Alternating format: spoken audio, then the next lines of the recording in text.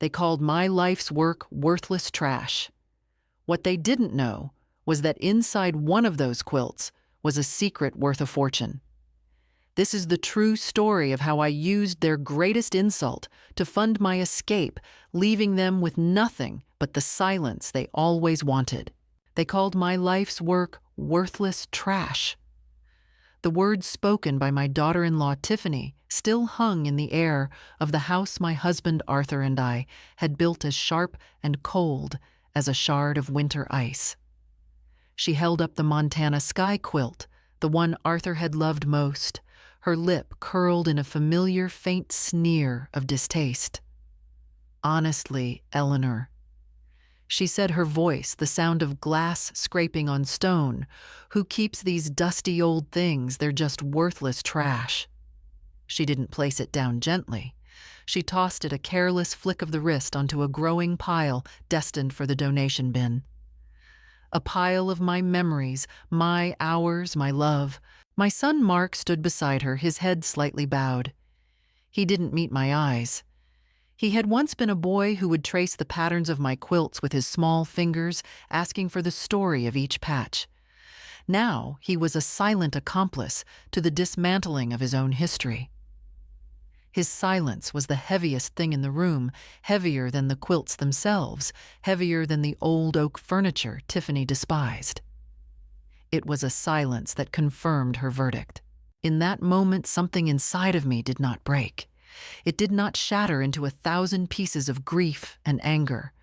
Instead, it settled. It was like watching sediment in a jar of water slowly drift to the bottom, leaving behind a liquid of cold, hard, and undeniable clarity. I saw them not as my son and his wife, but as two strangers who had taken up residence in my home, in my life. They were curators of a museum they wanted to empty, and I was the final stubborn exhibit. I simply nodded a small, tight movement of my head. "If you think so, dear," I said, my voice quiet, almost frail. They mistook my quietness for acquiescence, my age for weakness. It was a mistake they had been making for years. They saw an old woman, a relic, someone whose opinions were as faded as the chintz on the old armchair they'd already hauled away.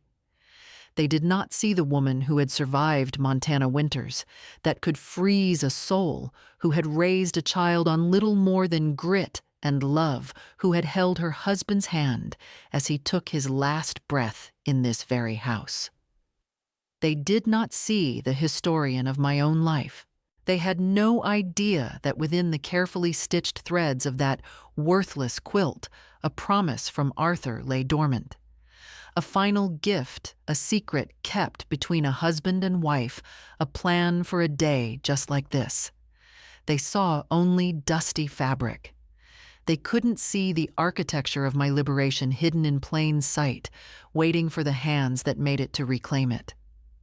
As Tiffany turned away, already talking about paint colors and minimalist wall hangings, a strange sense of peace washed over me.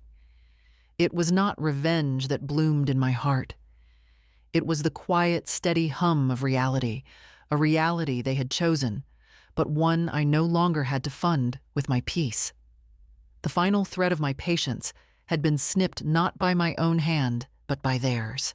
And now I was free to weave a new pattern.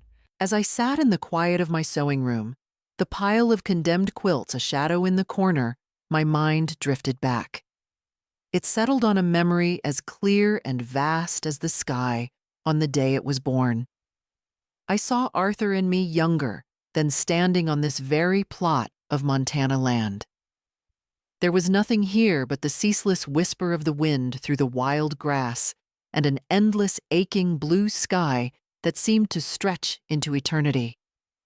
It was a place that felt both empty and full, a blank page waiting for a story.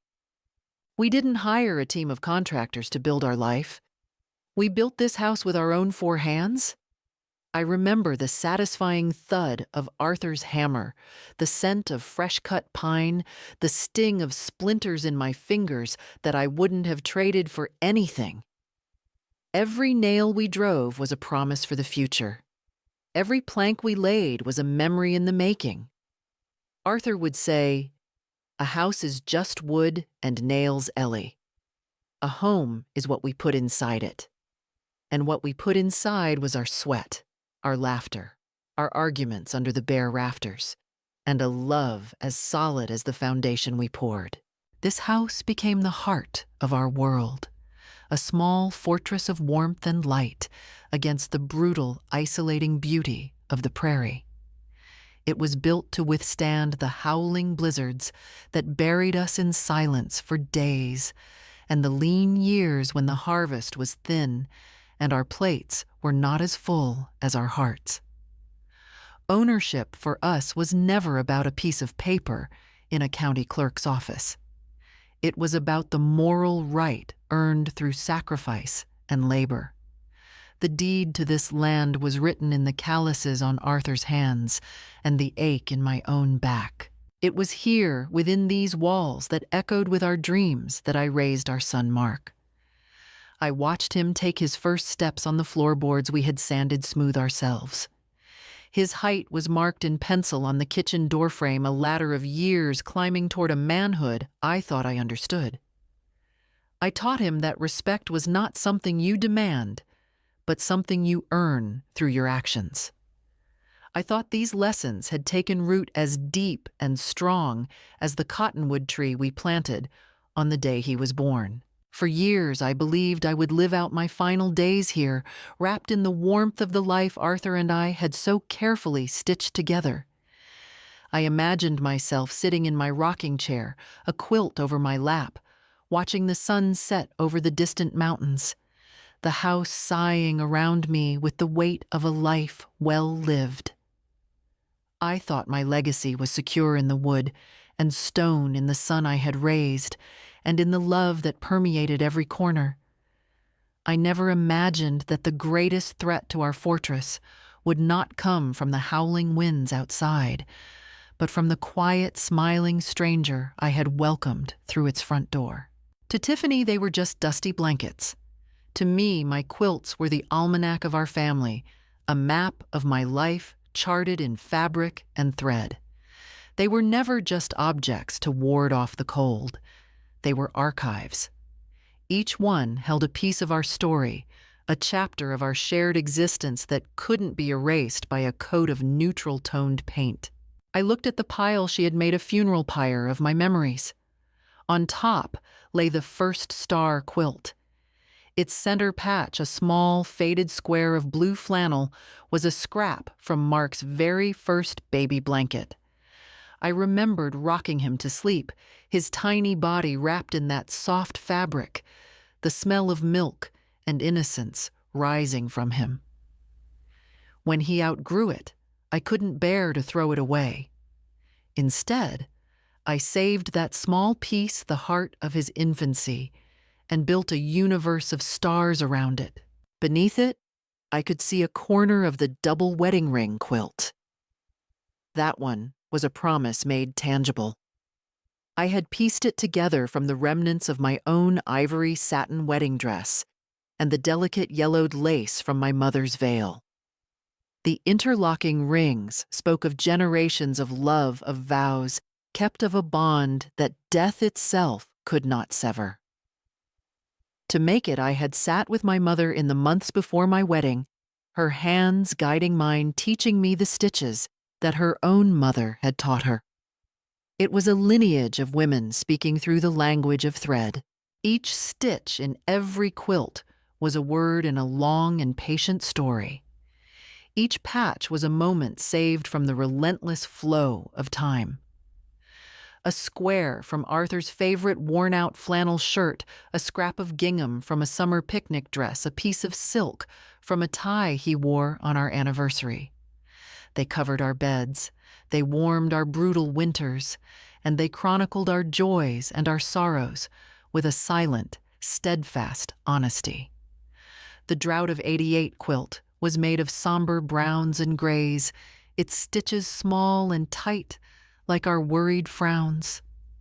The Mark's graduation quilt was a riot of bright, hopeful colors, its stitches wide and looping like a shout of pure joy. They were my history, tangible and real. In a world that was becoming increasingly digital and fleeting, my quilts were proof. Proof of a life lived of love, given of hardships overcome. They were a testament to a different kind of value, one not measured in dollars or praised in home design magazines. It was the value of patience, of creation, of turning the scraps and remnants of everyday life into something beautiful and whole. To call them worthless trash was to say that the life they documented was also worthless, and that was a lie I could no longer live with. The day Mark brought Tiffany home, a new kind of silence entered our house. It arrived with her sleek, sensible car and her expensive scent-free lotion. It wasn't the companionable, peaceful quiet Arthur and I had shared for 40 years, a silence born of mutual understanding that needed no words. This was a brittle, watchful silence. It was the silence of a library where everything is in its place, and you feel you must not make a sound for fear of disturbing the order. Tiffany, with her sharp modern tastes and her minimalist ideals, was the head librarian. She moved through my home not like a future daughter, but like a curator, assessing a cluttered, slightly embarrassing collection. Her eyes, a pale, dispassionate blue, would scan a room, and I could almost hear the silent inventory, the swift judgment. That hand-carved rocking horse Arthur made for Mark, quaint, but dated. My collection of porcelain thimbles, dust catchers, the braided rag rug in the entryway woven from the clothes of our past unhygienic. She never raised her voice. Her disapproval wasn't loud. It was a quiet, constant pressure, a draft of cold air seeping in through the cracks. She would run a finger along a dusty bookshelf and give a small, tight smile. She would rearrange the family photos on the mantel, pushing the older black and white ones of my parents to the back, bringing a professionally shot, sterile portrait of her and Mark to the forefront. It was an occupation, not a joining of families. And Mark, my gentle, laughing son, began to retreat into that same silence. His voice, once full of his own thoughts and opinions, started to become a faint echo of hers. If Tiffany commented that the living room felt dark, Mark would agree. Yes, it is a bit dark in here. If she suggested a meal was a little heavy, Mark would push his plate away and say he wasn't very hungry. He became a ghost in his own childhood home, his complicity, a constant, quiet betrayal that hurt more than any loud argument could. I watched as the warmth of the house began to cool.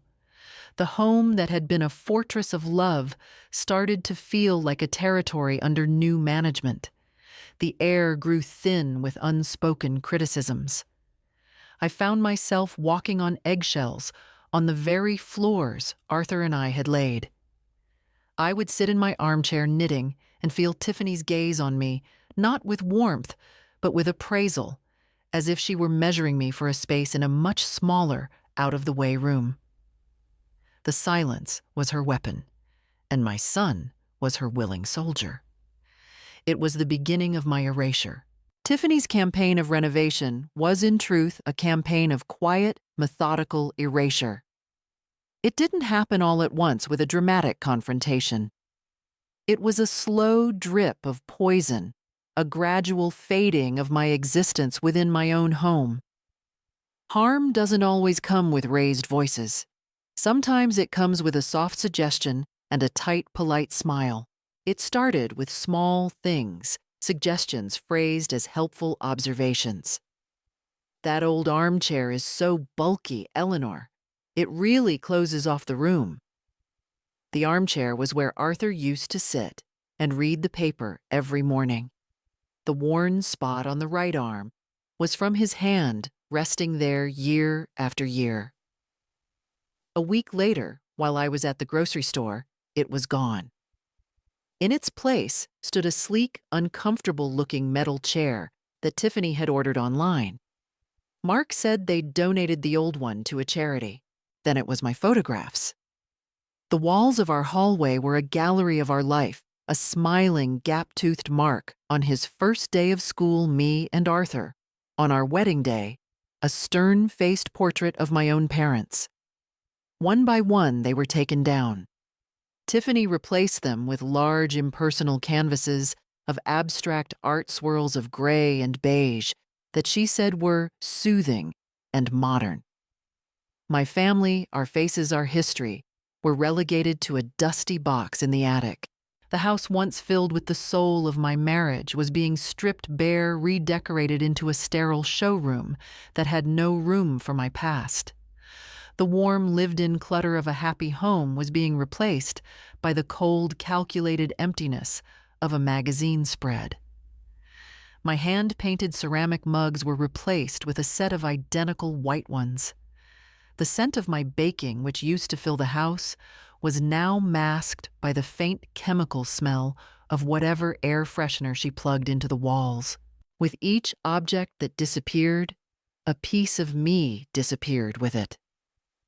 I began to feel like the clutter she was so eager to clear away. I was the worn-out armchair, the faded photograph, the mismatched mug. I was an inconvenient reminder of a past she had no interest in honoring. I became a ghost in the hallways of my own life, my presence tolerated, but not welcomed. I would enter a room, and conversations would stop their talk of renovations and future plans, pausing until I had passed through. I was noticed only when I was in the way, a disruption to their clean, modern vision of the future, a future in which I was clearly not meant to have a significant part. I was in my sewing room one evening, the low hum of my machine, a familiar comfort, when their voices drifted down the hallway. The door was slightly ajar, just enough to let the sound travel. They must have thought I had gone to bed early, as I often did. Their words were soft, conspiratorial, not meant for my ears. But sound carries in a quiet house, and truth has a way of finding you, even when you aren't looking for it. "We can finally get rid of all this clutter," Tiffany said. The word clutter was draped in a condescending tone, a verbal eye roll. "I saw a wonderful minimalist design online. We could make this place so clean, so fresh." I stopped sewing. My foot lifted from the pedal and the needle froze mid-stitch. I held my breath, listening. Mark's reply was a weak murmur of agreement, the sound of a man who had long ago surrendered his spine. "Yeah, it would be nice to have more space." Then came the words that landed like stones on my heart. "And the rest of her things?" Tiffany continued, her voice dropping even lower, as if sharing a delicious secret. "The stuff in her room. We can start clearing that out bit by bit. She won't even notice half of it is gone. We'll just say we're organizing. She won't even notice."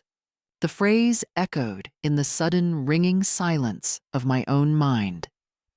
They spoke of me as if I were a child, a simpleton, a woman whose mind was as faded as the fabrics she worked with. They were talking about me as if I were a piece of furniture to be moved, a problem to be managed and eventually disposed of. They weren't just redecorating a house. They were methodically dismantling my life, one memory at a time, confident that I was too old, too senile, too irrelevant to even be aware of my own erasure. I sat there in the dim light of my sewing lamp, surrounded by the scraps and spools of my life's work. In that moment, the quiet oppression I had been feeling for months coalesced into a sharp, undeniable pain. It was the pain of being seen, but not seen, of being present, but completely invisible. I was not a mother in this house, not the matriarch who had built it. I was an obstacle, an inconvenience. I was the clutter they were so eager to clear away, to make room for their fresh, clean, empty life. The day Tiffany declared my quilts worthless trash was the final straw, the culmination of that long, slow, painful erasure. It was the moment the quiet war of attrition she had been waging against my existence finally broke into open contempt. It wasn't just a careless comment uttered in a moment of frustration. It was a verdict delivered with the cold finality of a judge's gavel. A verdict on my time, my skill, my love, my entire existence. She was holding the Montana Sky quilt when she said it. The one Arthur and I had designed together on a cold winter's night, sketching out the patterns on a piece of parchment paper by the fire. We had chosen the fabrics meticulously, the deep blues of a mountain lake, the crisp whites of fresh snow, the pale grays of a dawn sky. Its geometric patterns were meant to echo the vast, powerful landscape we both loved so fiercely. It was more than a quilt. It was a collaboration, a testament to our shared vision, a love letter to the land that held us.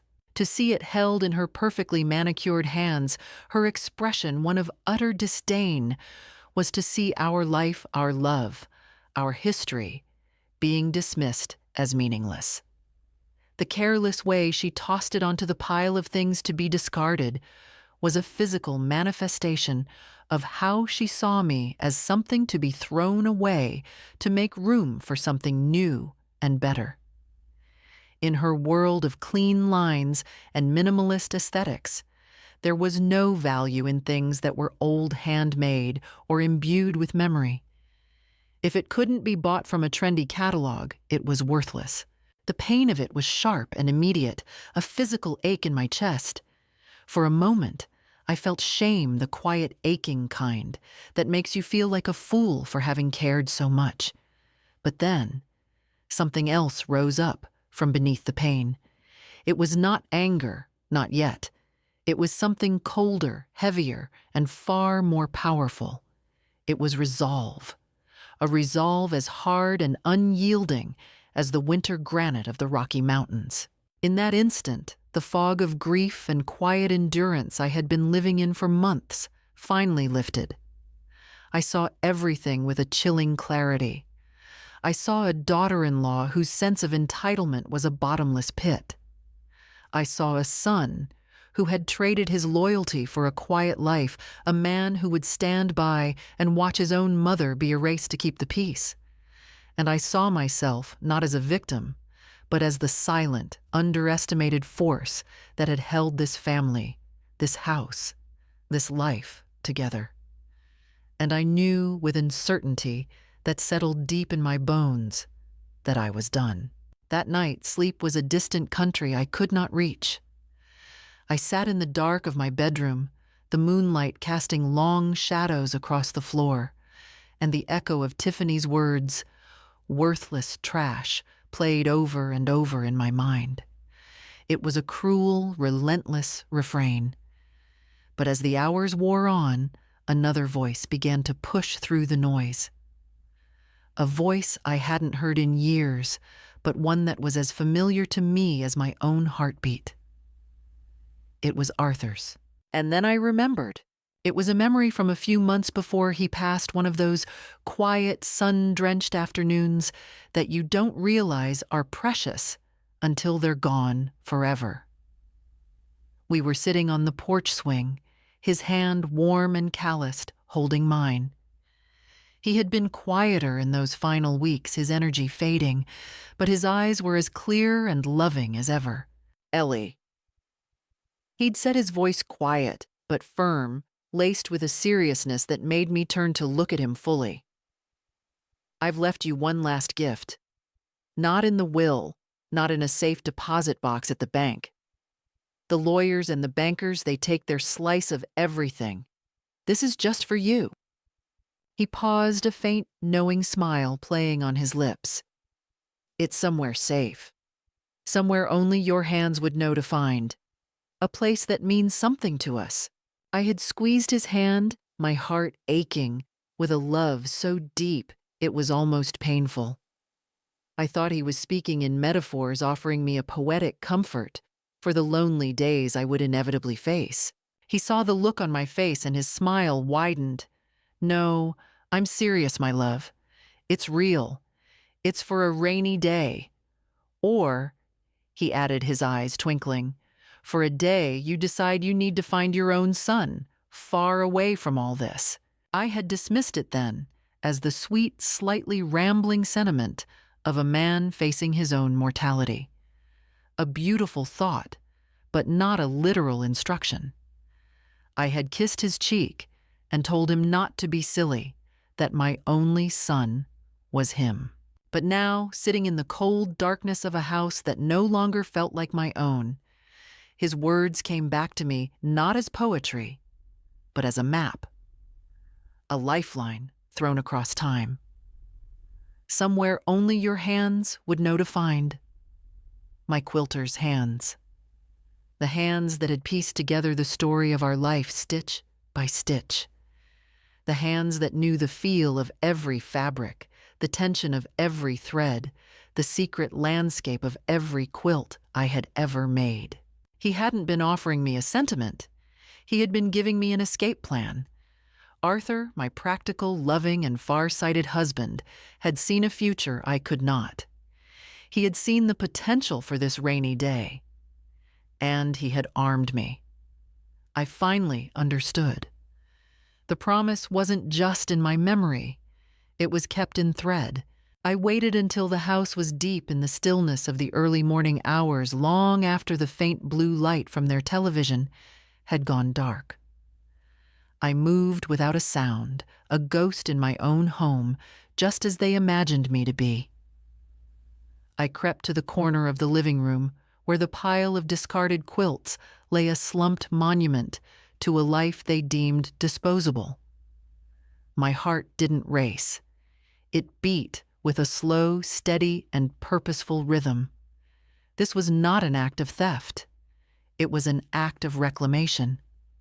I found the Montana Sky quilt easily, its familiar pattern of blues and whites, catching the faint moonlight from the window. I lifted it from the pile. It felt heavier than I remembered, or perhaps it was just the weight of the moment. I carried it back to my bedroom and laid it carefully across my bed, the bed Arthur and I had shared for nearly a half-century.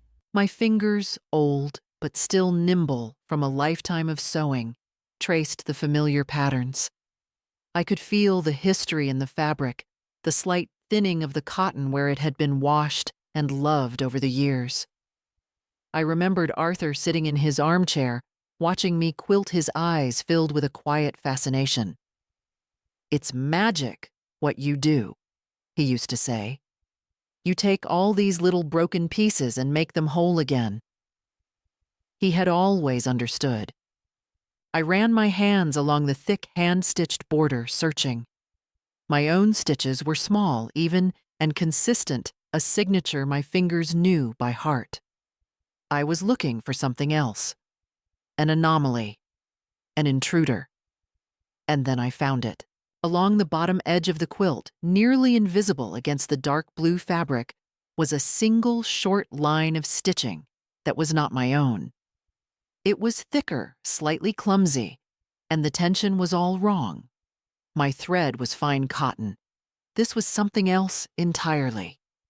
I leaned closer, my old eyes straining in the dim light.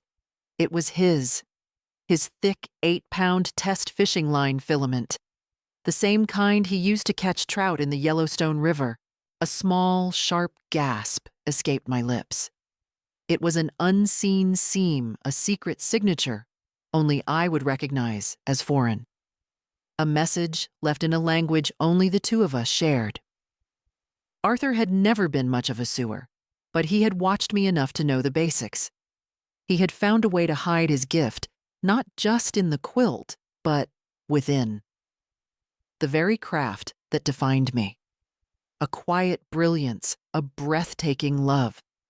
That clumsy, almost invisible line of stitches was the most beautiful thing I had ever seen. It was the key. My hands trembled ever so slightly as I took my smallest pair of sewing scissors, the ones with the sharp, delicate points, for snipping tiny threads from my sewing box. With the care of a surgeon, I snipped the tough, clear filament of the fishing line. It gave way with a faint, satisfying snap. I gently pulled the edges of the seam apart, revealing the soft, dense cotton batting inside. I reached into the opening. My fingers, which knew the texture of hundreds of different fabrics, brushed against something foreign. It was cool, smooth, and slick. Not fabric. It was paper. My heart gave a single hard thump against my ribs. I carefully worked it out of its soft, protective nest.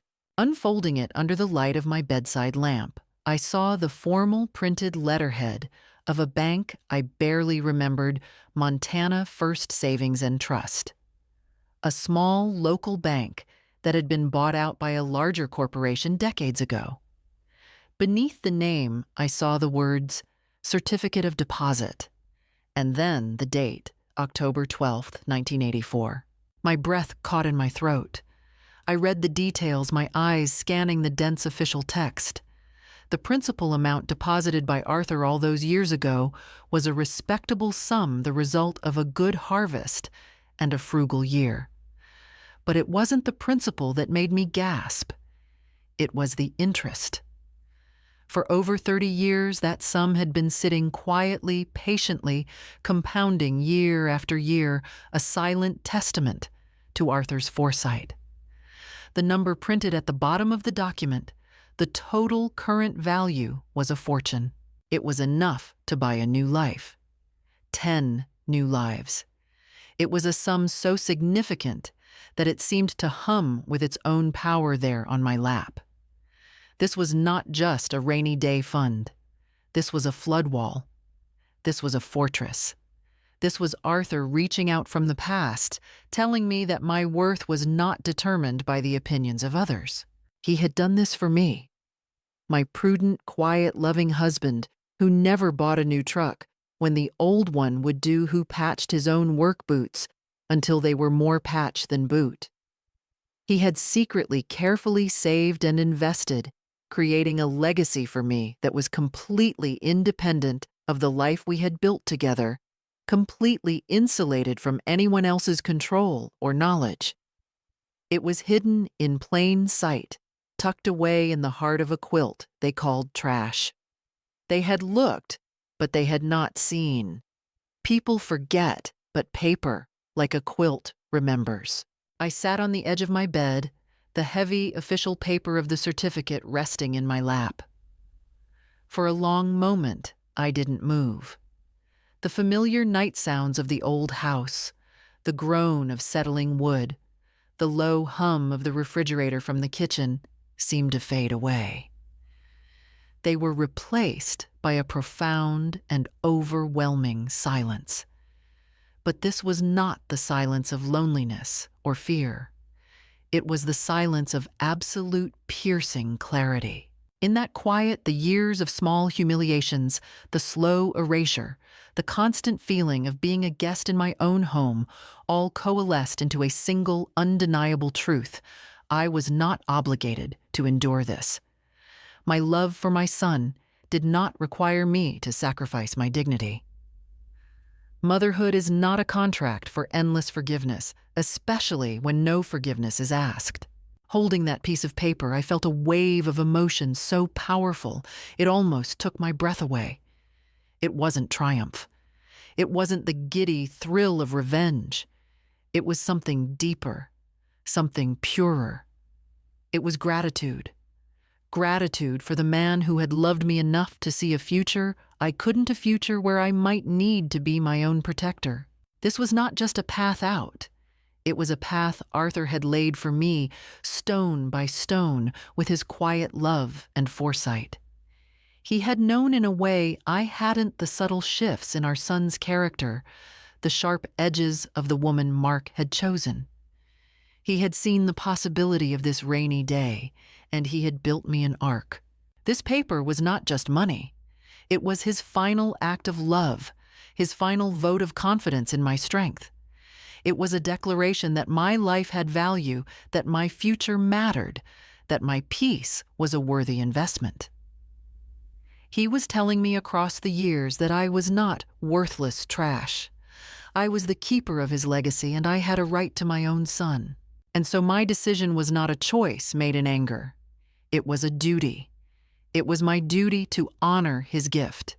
It was my duty to myself to accept the freedom he had so carefully, so secretly provided. I would not use it to punish them. I would simply use it to save myself. The greatest statement I could make was not to argue or to fight, but to quietly remove myself from the equation, to let them have the clean, uncluttered, motherless life they so clearly craved. My peace was the prize, and Arthur had just handed me the key to claim it. The next morning, as the first pale light of dawn crept over the mountains, I made my first move. I did not call a lawyer to draft an angry letter. I did not call my son to issue an ultimatum. My quiet rebellion began with a single, steady phone call. I looked up the number for the main branch of the state bank in Helena, the large institution that had absorbed Montana First Savings and Trust all those years ago. An operator with a crisp, professional voice answered. I took a breath and asked for a man I hadn't spoken to in over a decade. David Miller. He had been a fresh-faced junior teller, eager and kind, when Arthur and I first opened our modest savings account. Now I knew he was a senior vice president. A long shot, perhaps, that he would remember us, but Arthur had always said, "Good people have long memories."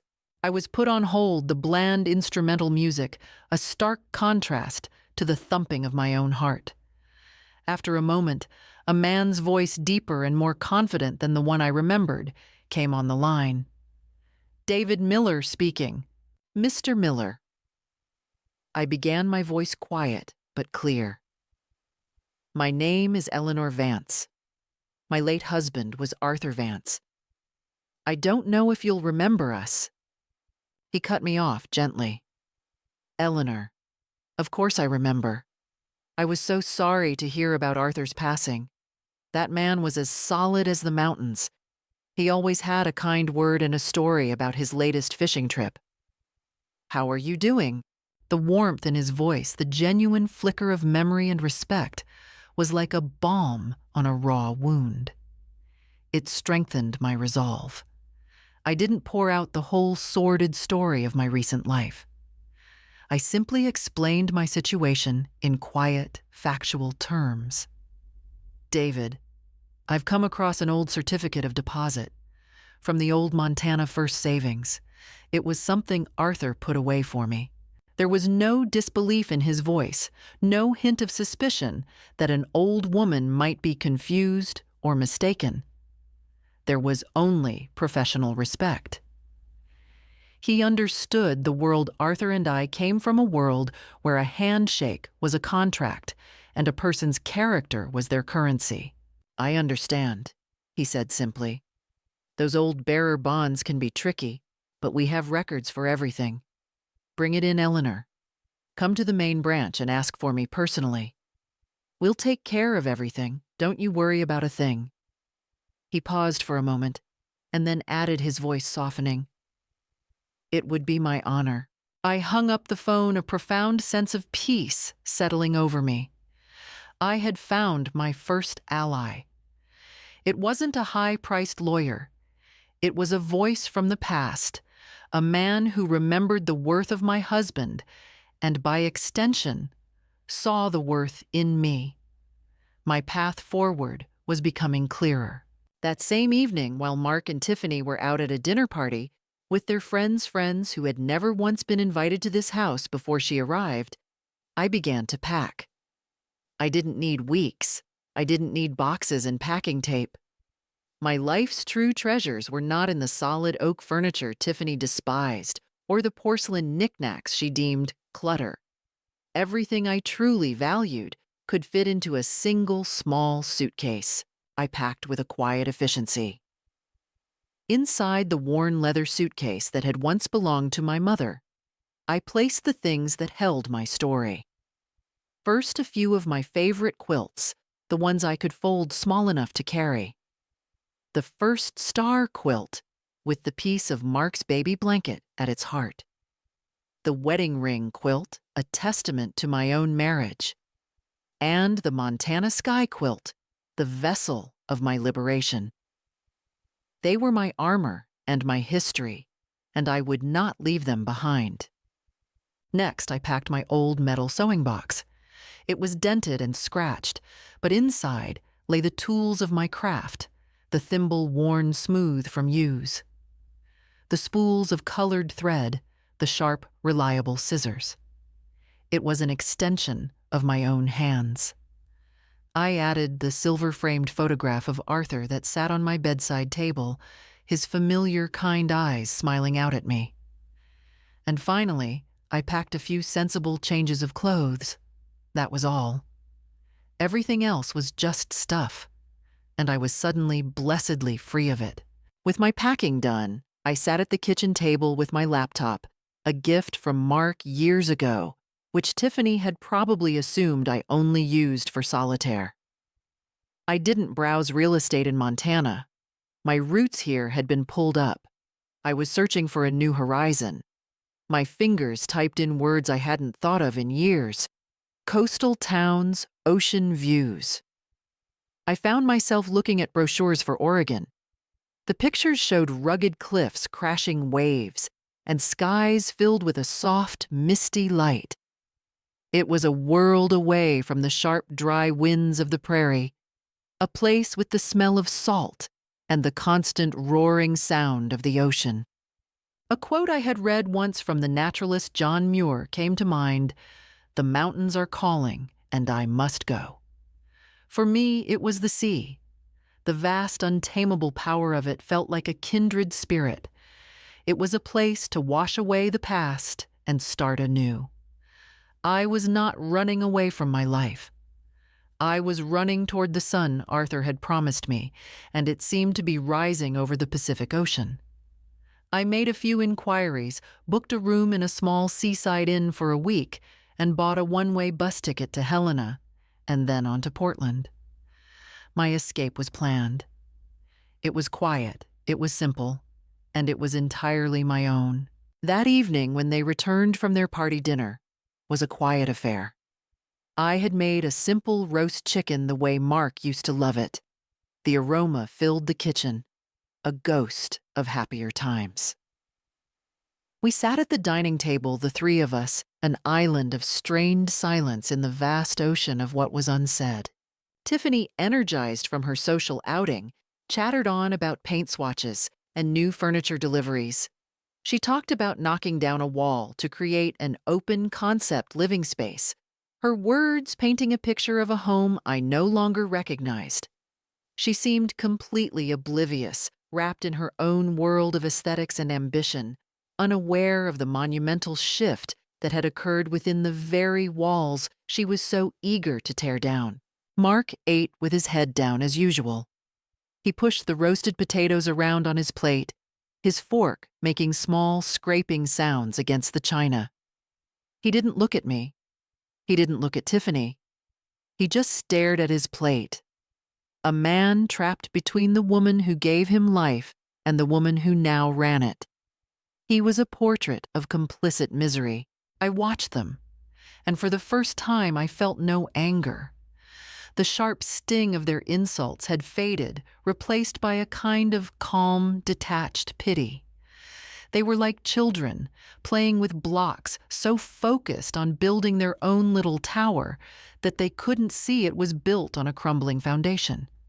They were so busy constructing a life out of shiny surfaces and pleasing appearances that they were blind to the rot that had set in at its core. They thought they were building a home, but they were only building a stage. I ate my meal slowly, savoring each bite. The chicken, the potatoes, the simple green beans from my garden, they tasted different tonight. They didn't taste of bitterness or resentment.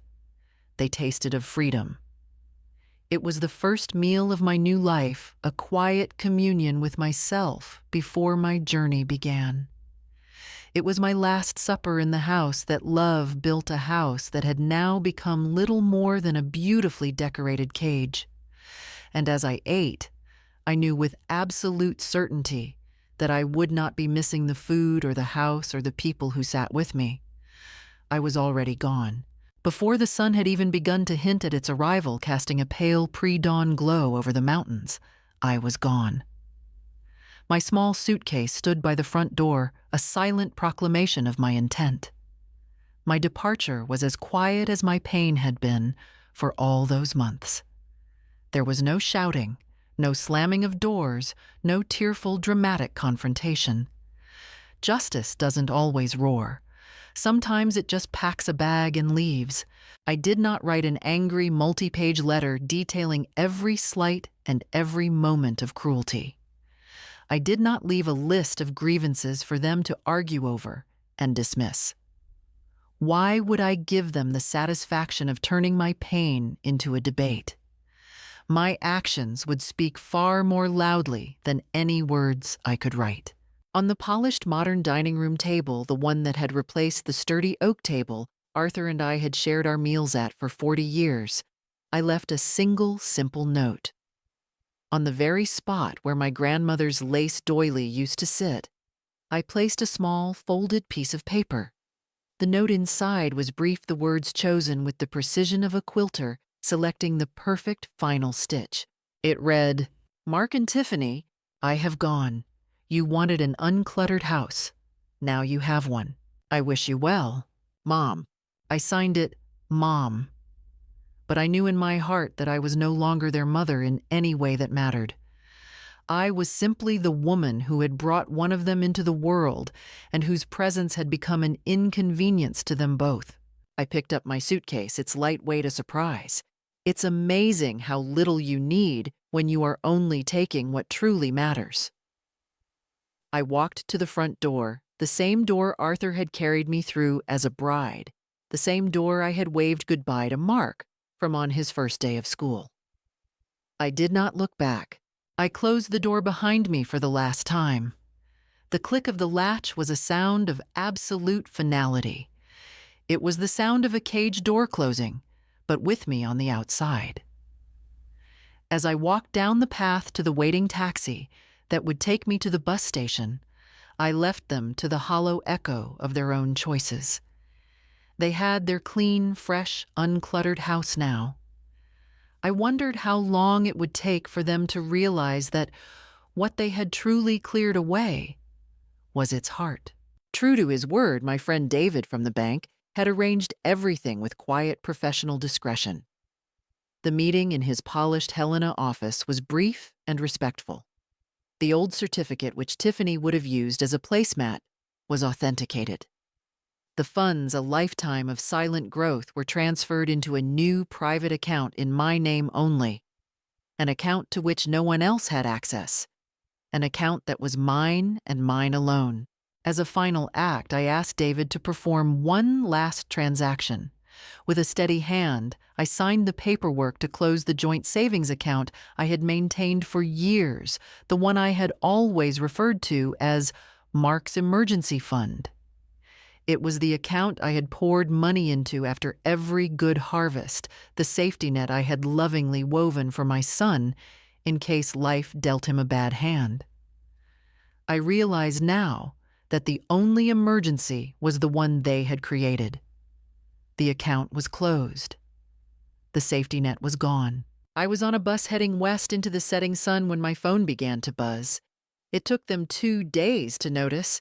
2 days for their comfortable, well-ordered world to begin showing cracks. The first message was a single confused text from Mark. "Mom, where are you? Call me." I ignored it. An hour later, my phone rang. It was him. I let it go to voicemail. Then it rang again and again. The calls grew more frequent, more frantic. Then a new number appeared on the screen, one I didn't have saved, but recognized instantly. It was Tiffany. I sat by the window of the bus, watching the rugged Montana landscape I knew so well begin to soften into the rolling hills of Idaho. With each mile, I felt a layer of weight shedding from my shoulders. The phone continued its frantic buzzing in my purse, a desperate electronic plea for the attention I was no longer willing to give. I took it out and looked at the screen. The notification read 99 plus missed calls. A small, wry smile touched my lips. They had finally noticed the clutter was gone. I imagined their confusion, their dawning panic. The ATM that had funded their comfortable life had been turned off. The quiet, invisible foundation of their home had been removed. I did not feel a shred of guilt. I did not feel triumph. I felt only a profound, quiet peace. I held my finger over the power button on the side of the phone, and then I pressed it. The screen went dark. The buzzing stopped. The silence that filled the air was my own. I looked out the window again at the new, unfamiliar landscape rushing by, and for the first time in a very long time, I felt completely and utterly free. I now live in a small cottage in a coastal town in Oregon, a place where the world feels both ancient and new every single day. I found a little rental with a porch that looks out over the Pacific. The air here is heavy and alive, thick with the sharp scent of salt and the earthy smell of the pine forests that crowd the coastline. It is a world away from the dry, thin air of Montana. My mornings are my own. I spend them on my porch, wrapped in a quilt, a warm mug of tea in my hands. I watch the waves crash against the shore, a constant, powerful, and cleansing roar. The sound is so different from the oppressive, watchful silence of my old life. That was a silence that consumed. This is a sound that fills you up. It is the sound of power of nature, of something too big to be controlled by anyone's modern ideals. I have found a new kind of family here, a chosen family. In town, there is a small community of artisans, weavers, potters, painters, and fellow quilters. I found them by accident, wandering into a little gallery that displayed local work. For the first time in years, I met women whose eyes lit up when I talked about my craft. They didn't see dusty old things. They saw the artistry, the patience, the story. They see my quilts not as trash, but as art.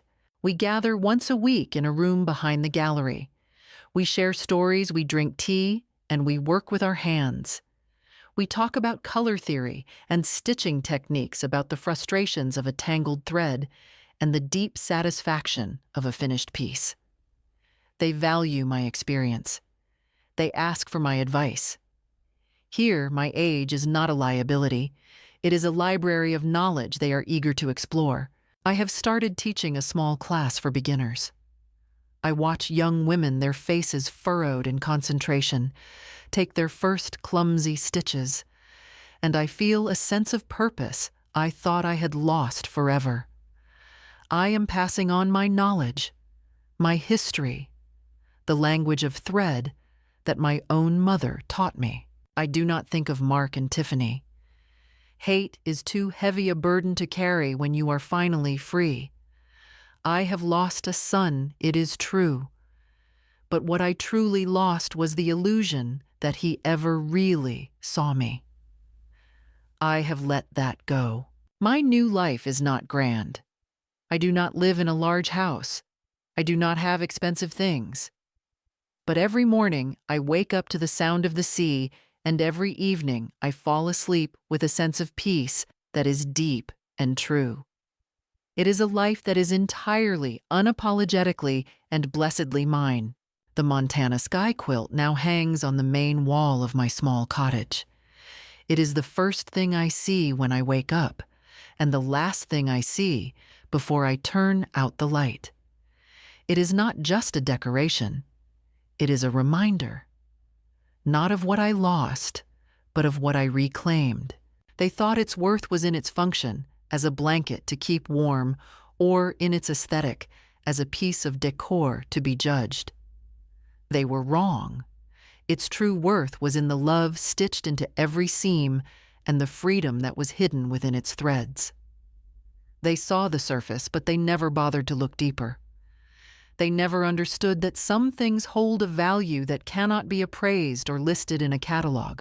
And so if you have ever been made to feel that your memories are clutter, that your passions are a waste of time, that your life's work is worthless trash to be discarded, then know this: you are the sole keeper of your own value.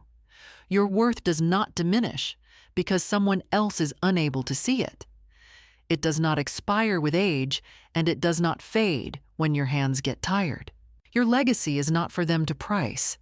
It is not for them to judge or to clear away, to make room for their own ambitions. It is a map of where you have been a testament to the life you have lived. And sometimes, if you look closely enough, if you search for that unseen seam that no one else can find, you will discover that it holds the key to where you are going next.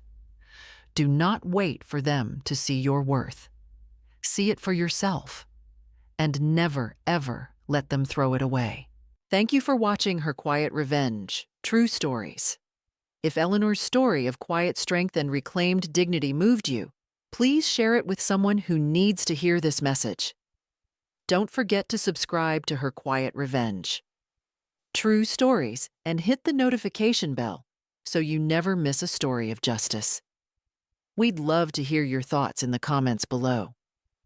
What did you think of the way she found her freedom?